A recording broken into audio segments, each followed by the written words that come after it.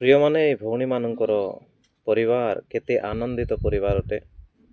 ଆଉ ଏହି ପରିବାର କେମିତି ଆରାଧନା କରୁଛନ୍ତି ଆସନ୍ତୁ ଏ ଭିଡ଼ିଓ ପ୍ରଥମେ ଆମେ ଦେଖିନେବା, ତାପରେ ଆମମାନେ କଥାବାର୍ତ୍ତା ହେବା।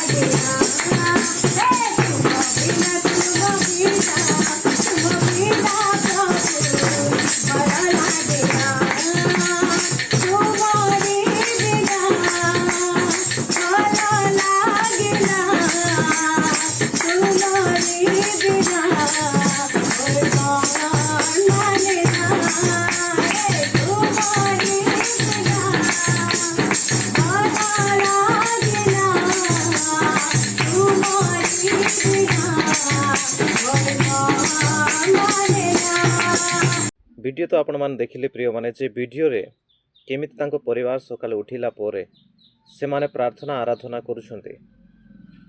କିଏ ତ ଝୁମକା ବଜାଉଛି, କିଏ ତ ତବଲା ବଜାଉଛି, କିଏ ତ ଗୀତ ଗାଉଛି, କିଏ ତ ତାଳି ମାରୁଛି। ଏ ପ୍ରକାର ହେଇକି ତାଙ୍କ ପରିବାର ଉଠିଲା ବେଳକୁ ସେମାନେ କ'ଣ କରୁଛନ୍ତି? ପ୍ରଭୁଙ୍କର ମହିମା କରୁଛନ୍ତି। ଆଜି ଆମେ କେଉଁ ପ୍ରକାର ବିଶ୍ୱାସରେ ପଢ଼ୁଛୁ, କେଉଁ ପ୍ରକାର ପ୍ରାର୍ଥନାରେ ପଢ଼ୁଛୁ, କେଉଁ ପ୍ରକାର ଆରାଧନାରେ ପଢ଼ୁଛୁ, କେଉଁ ପ୍ରକାର ପ୍ରଭୁଙ୍କ ସହିତ ପଢ଼ୁଛୁ ପ୍ରିୟମାନେ। ଆଜି ଆମମାନଙ୍କ ସହିତ ପ୍ରଭୁ ଅଛନ୍ତି କି ନାହିଁ ଜାଣିବା ଦରକାର ଅଟେ। କେମିତିକା ଆରାଧନାରେ ପଢ଼ୁଛୁ ତାହା ଜାଣିବାର ଆବଶ୍ୟକ ରହିଛି। ଏହି ପରିବାର ଠାରୁ ଆମେ ଶିଖିପାରୁଛୁ ଏହି ପରିବାର ପ୍ରଭୁଙ୍କ ସହିତ ରହିବା ପରିବାର ଅଟେ। ଯେତେବେଳେ ଉଠୁଛନ୍ତି ପ୍ରଭୁଙ୍କର ମହିମା କରୁଛନ୍ତି, ପ୍ରଭୁଙ୍କର ନାମକୁ ଉଚ୍ଚରେ ସ୍ଥାପନ କରୁଛନ୍ତି। ଆପଣଙ୍କ ମତେ ଯେତେବେଳେ ଉଠିବା ସମୟରେ କ'ଣ ପ୍ରଭୁଙ୍କୁ ଆମେ ମହିମା ଦେଉଛୁ? କ'ଣ ପ୍ରଭୁଙ୍କର ଗୌରବ ଆମ ପରିବାର ସହିତ ଆମେ ବସିକି କରୁଛୁ? ସମସ୍ତେ ତାଙ୍କ ପରିବାରକୁ ଦେଖନ୍ତୁ, ସମସ୍ତେ ମିଳିମିଶି ତାଙ୍କରି ମହିମା କରୁଛନ୍ତି। ସମସ୍ତେ ତାଙ୍କରି ଗୌରବ କରୁଛନ୍ତି। ଯେଉଁ ପ୍ରଭୁ ତାଙ୍କୁ ନିର୍ମାଣ କରିଛନ୍ତି, ଯେଉଁ ପ୍ରଭୁ ତାଙ୍କୁ ବନାଇଛନ୍ତି। ଆଜି ପ୍ରକୃତରେ ଯଦି ଆପଣଙ୍କ ପରିବାରକୁ ମୋତେ ପ୍ରଭୁ ବନାଇଛନ୍ତି ତାହେଲେ ଏ ପ୍ରକାର ଆମେ କରିବାର ଆବଶ୍ୟକ କି ନାହିଁ? ନିହାତି ଭାବରେ ଆପଣଙ୍କ ମୋତେ ଚିନ୍ତା କରିବାର ଆବଶ୍ୟକ ରହିଛି।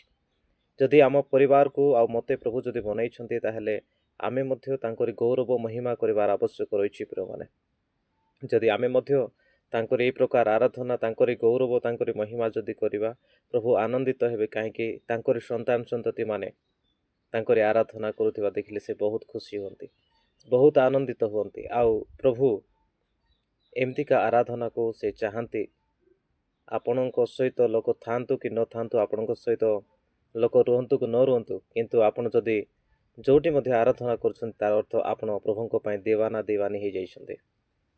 ପ୍ରଭୁ ଆପଣଙ୍କୁ ଆଶୀର୍ବାଦ କରନ୍ତୁ। ଆଜିର ଭିଡ଼ିଓ ଦ୍ୱାରା ଆପଣଙ୍କୁ ବିଶ୍ୱାସ କରେ ଉତ୍ସାହିତ ମିଳିଥିବ। ଆଶା କରେ ଆପଣଙ୍କ ଜୀବନରେ କିଛି ଆପଣ ନିଷ୍ପତ୍ତି ନେଇଥିବେ। ଆସନ୍ତୁ ଏ ଭିଡ଼ିଓକୁ ଆମେ ସେୟାର କରିବା, ପ୍ରଭୁଙ୍କର ମହିମା କରି ଆଗକୁ ବଢ଼ିବା। ଗଡ୍ ବ୍ଲେସ୍ ୟୁ ଅଲ୍।